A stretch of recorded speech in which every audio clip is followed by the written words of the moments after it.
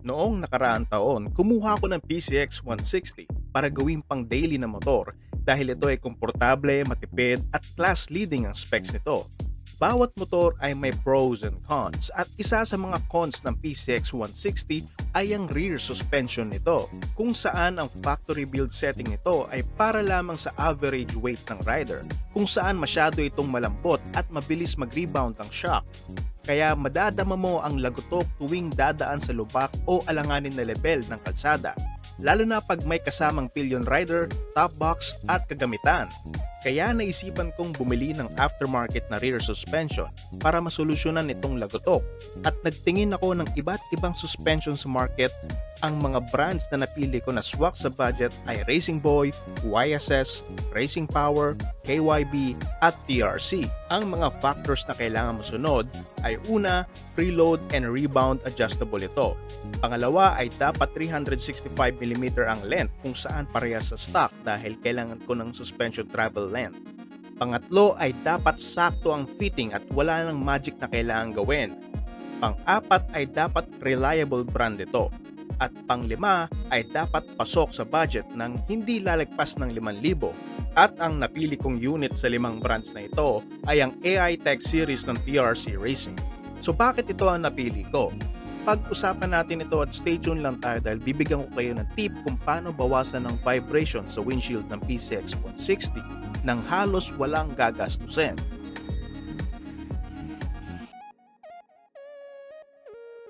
Ngayon, balikan natin ang factors na nilatag ko at ang experiences ko dito pagkatapos ng 6 na buwan ng paggamit ng shocks. Una, ang AI Tech shock ng TRC ay preload at rebound adjustable. Wala itong compression adjustment for finer tuning or external reservoir, pero sapat lang ang features nito para sa streets. Ilang araw ko ring ginamit ng shock mula sa stock settings at unti-unti kong tinono ito para sumang-ayon sa paggamit ko sa PCX sa iisang setting lamang for all scenarios.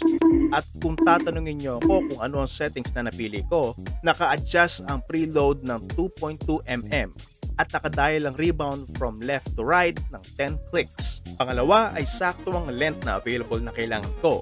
365mm ang stock na PCX 160 at tamang-tama may available din na 365 ang TRC. Meron din silang 330mm at 305mm para sa gustong mabawasan ng seat height kung kailanganin ng tangkad ninyo, o gusto lang gawing semi-lowered ang motor o pang-type concept if that is your thing. Dagdag mo pa dito ang mas makapal na piston rod at springs unlike sa stock. At kung medyo stiff ang shock para sa'yo, huwag mangamba dahil meron itong extra springs na kasama na mas malambot para mas matono mo pa ng gusto ang suspension for overall comfort. Pangatlo ay plug and play na ang aftermarket shock na ito. Sakto na sakto ang fitting nito sa mga mounting points ng PCX 160. Wala nang extra na washer na kailangan. Period. Pang-apat ay reliability. Higit sa lahat, mahilig ako mag-research muna ng brand bago ako bumili. At ang TRC Racing ay gawa sa Malaysia. At para sa mga hindi nakakaalam, ang Indonesia, Thailand, Vietnam at Malaysia ay mga powerhouses ng manufacturing ng mga piyesa ng small displacement na motor. Kaya dito madalas kumukuha ng imports ang mga lokal para sa dekalidad pero affordable na aftermarket parts. Yung mga unang modelo ng TRC ay ganun-ganun lang dahil may mga tagas na issue. Pero mas naging reliable na itong mga bagong modelo. Since for street use lang ang gamit ko dito, mas pinili ko na lang yung walang reservoir or yung piggyback para less complex ang material, less chances na magka-issue. So far, lumipas na ng 6 na buwan at ginamit ko na ito sa lahat ng uri ng okasyon, mula ulan, araw, pang daily at long rides, pero wala pa akong na-encounter na tagas ng langis dito. Hindi rin lumalambot o humihina ang compression mula sa current settings.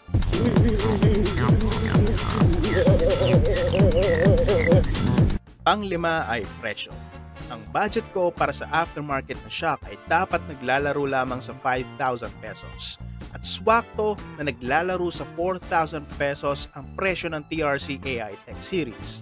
Depende sa coupons o promo na pagbibilan mo, nakuha ko sa akin sa online store nila at a discounted price dahil sa available na voucher. Sinave ko na ang links ng TRC sa description below para hindi ka na mahirapan maghanap ng kailangan mo piyesa para sa motor. At yan ang 5 dahilan kung bakit ko napili ang aftermarket shock ng TRC Racing. Marami pa silang iba't ibang aftermarket parts na ino-offer pero sa ngayon rear suspension lang ang kailangan ko. Pero kinompile ko na sa description ang mga links nito para mas mabilis mo mahanap ang posibleng piyesa na kailangan mo. At bago pa magtapos ang video na to, bigyan ko lang kayo ng tip kung paano bawasan ang nakakairitang vibration ng PCX 160 sa windshield area. Na-mention ko ito sa review ko sa PCX 160 kung saan kulang ng vibration damper ang makina kaya nadidistribute ito sa dulo-dulo ng sections ng motor. Maghanap lamang kayo ng EVA foam o kahit anong non-abrasive foam na water resistant. Kahit yung panghugas ng plato na kulay itim syempre para hindi mukhang ewan lang. Huwag ka gagamit ng non-water resistant na foam dahil malulusaw ito sa tagulan o sa pag-washing ng motor. Isuksok mo lang ito sa duluhan ng windshield at ito ang mag-aaktong vibration damper para dito. At mababawasan ang vibration noise ng halos 90% kahit cold start pa ang PCX. Sa akin nakuha ko ang foam sa karton ng TRC at tamang-tama lang ang texture nito para dito. Remember that you got it from me and share it to your friends na may PCX. You're welcome. Pasensya na sa mga subscribers at followers natin kung madalang lang ako mag-upload ng videos dahil busy ako sa GOP. Pero susubukan ko mag-upload pa rin ng quality videos hanggat kaya. Ride safe!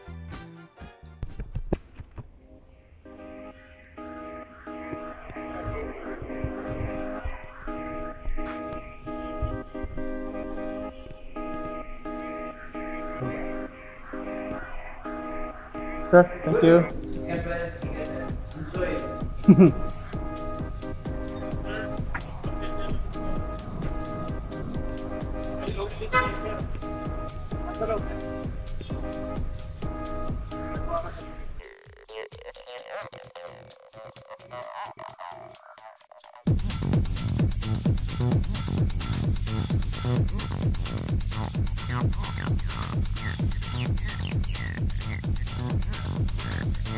Enjoy.